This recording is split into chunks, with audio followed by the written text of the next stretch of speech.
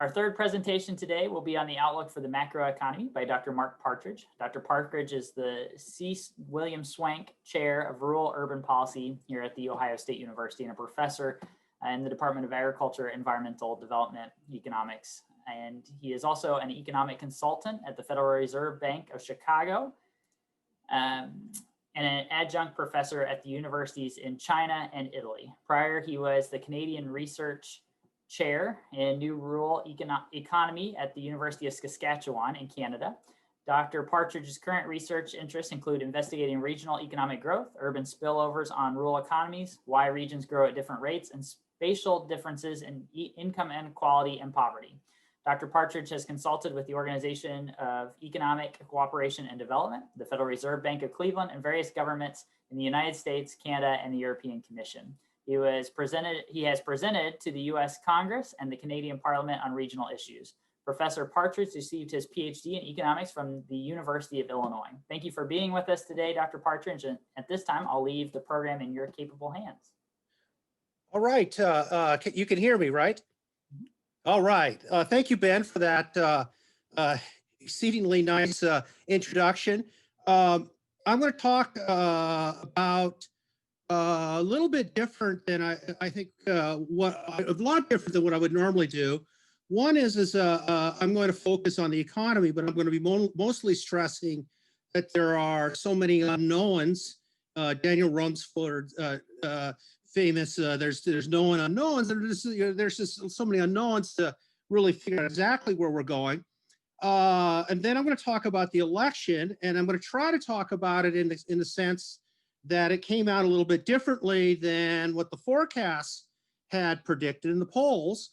And I'm going to talk about what does that mean in terms of an agenda for a President-elect Biden when he gets into office, and some of the implications of that in the short run, especially. There's probably going to be some implications of that. So what are the economic conditions now and into 2021? Well, I mean, right now we're coming, we're slow, we're growing. We were growing really fast in May and June. That slowed down, and it continues to slow down. And I'm going to talk about questions of whether that's going to continue to flatten out and maybe even go into whatever people call it, from a V-shaped, which we currently have, to a W-shape where we, fall again, kind of like what happened in the Great Depression in 1930. So right now, this is the latest Federal Reserve forecast. I would put a lot of grain of salt on it because there's so many unknowns in this. They expect GDP growth to be about 4% next year, slowing to about 3 in 22, 2.5 in 23. And we go back to the dreary long run trend that we've experienced since the turn of the century, about 1.9% growth. The unemployment rate is expected to fall, and by 23, it's supposed to be at 4%, which they think is about the long run place where the unemployment rate will move down to.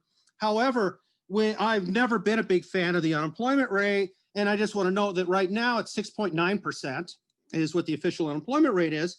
However, since February, we've lost nearly 4 million people out of the labor force, with disproportionate share of women, a lot of them home with children, homeschooling them, and those people aren't counted as unemployed. So we have 4 million missing people that are likely to be unemployed in there, but they're at home because of COVID.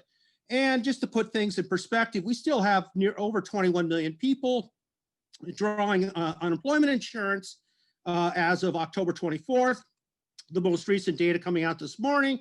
And that compares to 2.1 million on February 15th.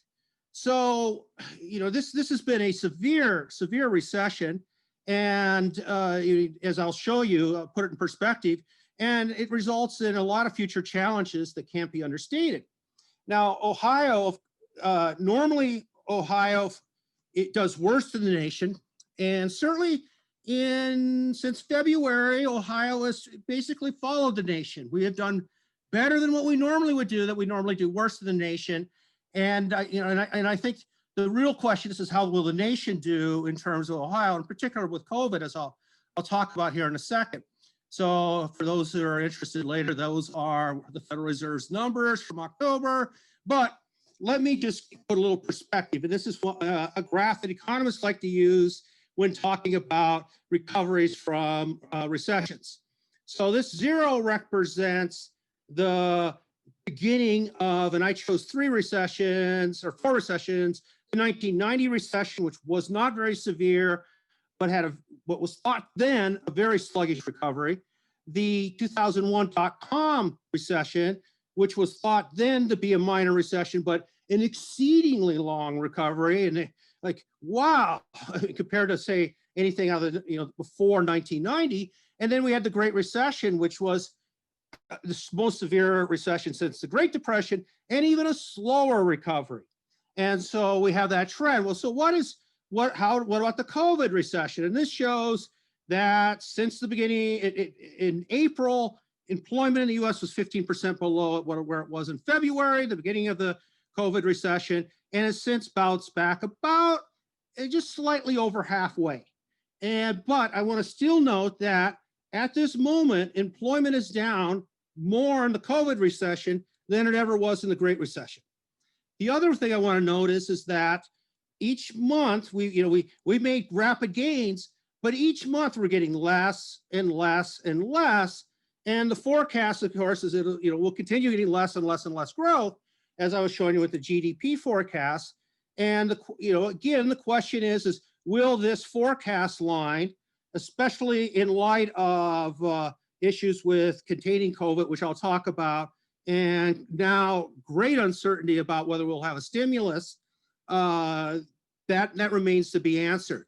But just some other data that I think is worth mentioning. We are still if you look at employment divided by population, which is a better measure than the unemployment rate of how tight the labor market is, we're about we're still 7-8 million behind where we would have been if we would have continued the path in February. And even then, we would be the equivalent, even in February, about 6 million fewer jobs than where we were in the year 2000 at the end of that 1990s boom. The unemployment rate, as I show there, the one number I want to focus on is unemployment insurance claims, this has just been a remarkable set of numbers in that in February, it was remarkably low, the lowest since the late 1960s boom, 208,000. That then hit nearly 7 million by the end of March and stayed in the 6-5 million range. And then October, and then started falling really fast. But note that even though we're created nearly 700,000 jobs last month, note that all the churning in the economy, we still lost 756,000 new unemployment insurance claims on October 31st. And this morning it was released that through the week of November 7th, we had another 709,000 unemployment insurance claims. I mean, this is just unprecedented. We're gaining jobs, but people are still losing their jobs. And certainly without the stimulus of $600 a week supporting families, the state unemployment insurance systems are pretty meager. We're losing a lot of consumption demand out there. And to put in perspective, the record all-time high before this pandemic for weekly unemployment insurance claims was 695,000. We're still above that today, even though we're gaining jobs. So point is, there's a lot of structural issues. Ohio, similar story, that we fell about the same rate as the nation. There are early signs that our growth may be slowing faster than we're running out of speed faster than the US. So that is something that I would be concerned, because typically in a recession, Ohio falls really fast, much faster than the US economy. But in terms of recovery, it tends to be more of a V shape because of our manufacturing. Manufacturing overshoots, we get a lot of layoffs, and then once demand kicks in, we come back pretty fast. There have been some recessions, but the Great Recession, we followed that normal historic trend. This would bode ill if we get this second one. And coming to that, I just want to note that, as I've said, this shows an employment change since February across US states. Without going into details, people can look at this later. It shows that Ohio is about in the middle of the US, which I've already noted. That's good. I mean, we're usually way behind. Now, I gave you a lot of dreary news. I just want to point out one really neat little nugget that's very positive. That's actually very positive, and that is new business startups. That one feature appears to have been that people were laid off, sitting at home, and one of the things they started doing beginning in late May is, hey, I want to start a business. And one of the first features you have to do to start a business is you have to fill out this form and send it to the Census Bureau, and they give you a tax identification number. And from that, the Census Bureau has been doing this for decades. They can ascertain if you're likely to be a firm that will employ workers and potentially grow, as opposed to some sort of shell company. And so I'm only showing you the ones that typically are the ones that will lead to employment. And this shows at the beginning of the year, 0 is relative to last year, relative to last year. So 0 means you were the same as last year. If you're minus 50, you're 50% last year. If you're plus 50, you're 50% above last year. And so the first week that this was measured, it was a fluke. It started on December 28th, New Year's holiday. It looked terrible. But then going into the COVID period, but pre-COVID, up through early March, looked like 2019. Then the shutdown, boom, it fell nearly around 30 to 40%. You know, some states were over 50 and 60%. But then after late May, we had a remarkable recovery. And, you know, we hit where new applications were nearly double. And even today, we're still talking about 30, 40% higher than 2019. Normally in a recession, like the Great Recession, normally what happens is we get fewer startups. Likewise, since the late 1970s, we have fewer firm births and fewer firm deaths. We have less job creation rates, and the economy is much less dynamic. And so one possible good sign, a little green sprout out there, is new firms coming out. And if that continues, that would really bode well, because you know we have not had a lot of churning in the economy. It's been very static since the late 1970s, and this bodes well potentially. Okay, so back to the economy then. Why the uncertainty? Now I'm going to talk about the election because it did create uncertainty that wasn't there before the election, or was much less. And then I'll talk a little bit about Biden's policies, which means I want to talk a little bit about the election, because that's going to influence who feels they have the bargaining power. Does McConnell in the Senate, or does Biden? And so the initial response to COVID, as we know, was the CARES Act and some other stimulus, unprecedented $3 trillion. It appeared like finally the policymakers had learned their mistakes from the Great Recession, where they didn't stimulate the economy enough, and then they pulled back too fast, and we just had a horrifically long recovery that was much longer than what it should have been across the world. US and Europe being particularly negligent in that respect. And the Federal Reserve has been very clear, economists have been very clear, hey, that stimulus is now wore off. It really, we got that V going. You don't want to end that V. We need another shot here. We could just get one more shot. We could maybe pull out of this thing for good. We'll get liftoff. And that now looks uncertain. And probably what seems more certain is that it's going to be smaller than what it would have been. Mitch McConnell has made no secret that he's not very interested in passing the stimulus. And indeed, even though his political interests, even before the election, were to pass the stimulus, he does not want to pass the stimulus. So probably that unfortunately is going to be probably a negative feature going forward. The other elephant in the room is COVID.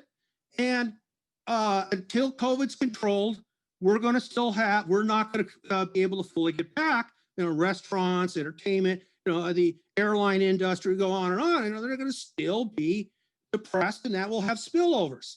And even under a rosy scenario that we believe Pfizer's report, and for example, as NPR reported, their CEO is already under investigation for his stock selling after that announcement this week, because it was particularly, there's been a bunch of these cases with announcements on how the vaccines are working great and then investigations of overstating it.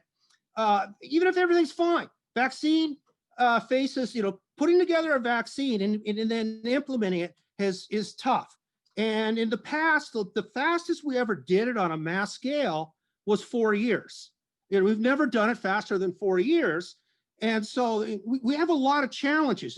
Just having it is a lot of challenges. And one of them is including the need that this thing has to be stored at incredibly low temperatures. And most medical facilities have nowhere near the capability currently to store this vaccine. We have other features. We should at least consider.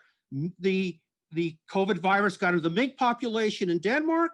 It then transferred back to the human population, and it's a different strain. And it's unclear whether a vaccine would be effective against this new strain. Fortunately, the new strain is no more deadly than the predominant COVID strain, but we don't know. Will people take the vaccine? 49% in the last poll, it was all the people that said they would actually take the vaccine because they don't trust it. And then even if we can get the trust feature, you still have to have 2 doses. Is it really 90% effective? Is it safe?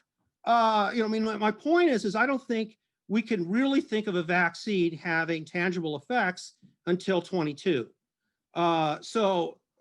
Just being realistic on that. And even then, if not enough people take it, we're still going to have issues that we're going to have to deal with. Turning to the election, because one of the features is, does Joe Biden have a mandate to do anything? And in that sense, will Mitch McConnell, is he right now sitting in a Senate office shaking in his boots? So just to talk about how big was Biden's election, well, he's up by 3.4% right now, which is a modest lead. He's up by 5.3 million votes as of this morning. His margin, Hillary Clinton won by 2.1 percentage points in terms of the popular vote. Biden's up by 3.4, doing a little bit better. But fortunately for Biden, those votes came in the right place, much the way Trump's did in 2016, in that he'll get the same number of electoral votes as Trump did in 2016, with just this little slither. And like 2016, we have a switch of about 85,000 votes in 3 states. We'd have a re-election of President Trump. So this is, so far, it's not as impressive to me. I don't think to Mitch McConnell. Likewise, the Senate was 75% forecast by 538. Good track record that the Dems would take the Senate. Didn't happen. Likewise, the forecast where the Dems were going to gain seats in the House. Didn't happen. They're going to lose seats. They'll maintain control of the House. But certainly that's going to mean that Nancy Pelosi or any generic speaker is going to have a lot more. Just a handful of Democrats can say, hey, we're not going to vote for that. And she's going to have to go to the Republicans. And boy, we watching what happened to Boehner and others. That's the path to getting another job. You will no longer be speaker if you have to do that very long. In my view, this was actually an amazing outcome for the Republicans. This was remarkable. If you would have hypothetically asked me 5 years ago, can you imagine a 2020 election with a recession where you started off with a 15% job loss, and it's still worse than the Great Recession, civic unrest, a pandemic where nearly 250,000 people have fallen, and a high turnout, which is going to be around 15 to 16% more votes than 2016, which normally favors the Dems. I would have said it's impossible. This is going to be, it's going to be Democrats 80, Republicans 20. It's going to be an utter blowout. No, didn't happen at all. The Republicans held the Senate. Mitch McConnell took some big chances, and he usually guesses right. He's good at that. And I think Trump, people have said Trump is not particularly bright, may or may not be true, but he's cunning. For example, a wolf is cunning. I wouldn't hire a wolf to do my taxes, but I sure wouldn't want a wolf pursuing me. He's just very cunning. He's a master politician. under these circumstances. He has 10 million more votes than 16 under these conditions. You know, we still have about 6 million to count. I mean, I view this as I'll go on as a remarkable election for the Republicans. You know, maybe you can argue, you know, with some truth that, you know, Joe Biden ran a particularly uninspiring, lethargic campaign, but this was, I would have thought something this good for the Republicans given these circumstances. So, you know, at first, I think McConnell's going to look at this and say, hey, I'm in pretty good shape. I got control here. If Biden wants something, I'm going to ask for a lot to get it. And fortunately for McConnell, Biden's track record in negotiating is he gives away a lot. He's not the hardest negotiator. And so I expect Mitch, and if he finds this is the best compliment I could give him, he's going to be brutal. He's just going to be brutal. We could come back in 2 years, but I think he is just going to walk all over Joe Biden. And along with Nancy Pelosi, who I believe is the most, in my personal opinion, the most overrated politician in Washington, given her track record of how the Dems have performed in the elections since she's been speaker, only in 3 wave elections, which my cat could have been the speaker, had the Democrats actually gained power. And in the other ones, it just been bad, been terrible. They're not great negotiators. So the results are real challenges for Biden. I mean, I don't think any of his agenda, maybe an infrastructure package, certainly nothing resembling a Green New Deal, is going to get through. I don't know. He has never shown a tenacity like Trump, which Trump had to show. He had to have that to do the regulatory changes with executive orders and so forth. I see a stuck Biden agenda, and unfortunately for the economy, that probably doesn't bode well. Not that Biden would have had fantastic proposals necessarily for the economy. Certainly the stimulus would help, but gridlock did not serve the recovery coming out of the Great Recession. So just briefly, you know, what will Biden try to do in terms of policy, given this, you know, what seems to be a wall? And, you know, how did Biden do it? Well, he won rich, white, highly suburban voters, not necessarily Republicans. The polling suggests that not that many Republicans crossed over. So these are probably, maybe they now no longer are Republicans, but these are probably independents because they tended to vote a little bit leaning down ballot Republican this year. And indeed, the Republicans took a governorship, didn't lose any. They gained a couple legislatures when that's really important for redistricting. And the Dems spent a fortune, and the Republicans have been gleeful about how they did in the state legislatures. This was, you know, Biden's current coalition of voters is probably not a happy ending. In other words, I don't think he can hold that coalition together. And you know, this just shows, this is from the New York Times, it just shows about a 4% shift towards the suburbs. I mean, from 16 to this year. So give you a feel though, weird stuff happened in this election. This is county level data, and I tried to blow it up because there's a little tiny figure in the New York Times. And what it was is it shows that these are correlations with Biden's vote share. And basically 0 is no relation, 1 is perfect, they move exactly identical, -1 is they move exactly in the opposite direction. So positive means they're moving in the same direction. But hey, counties where Biden did well and it did better than Hillary were college educated, wealthy, expected to have future job growth, and don't have the kind of what economists call routine jobs that are easy to be displaced by robots. Or alternatively, Trump did better in places without these features. Less educated, less expecting job growth, more routine jobs that are vulnerable to trade. Likewise, since the pandemic, same story. Places that had less employment growth voted more likely to vote for Trump. I mean, that's completely weird. You know, usually an incumbent doesn't benefit from a terrible economy. Places with a higher unemployment rate since the pandemic voted for Trump. And places that did well before the pandemic before the pandemic, they voted for Biden. In other words, it's the complete opposite of what normally happens. The incumbent party did well in the places that the economy did worse. The point is the gap between what a Trump Republican base in the economy and blue America in terms of the economy is getting wider and wider and wider. And that is certainly does not bode well for a unified country singing Kumbaya as President-elect Biden would like. And here I won't bore you with regression results. I think I'm almost done with my time. But basically, it confirms, some. I just note these are changes in margin relative to Hillary Clinton, and in states, every 1 point you raise your turnout, that was 0.2%. Biden did better than Clinton did relative to Trump. And since the turnout was up 15% at least, and Biden altogether is only going to end up, after we count the votes, about 1.5% better than Clinton, that means turnout alone was 3%. In other words, it's saying that without the turnout, Biden would have done worse than Hillary Clinton. I mean, it was a turnout-driven election, but however, not normally where the Democrats get turnout. And, it just confirms wider suburbs voted for Biden. So white was associated with improvement coming out of the suburbs, college educated.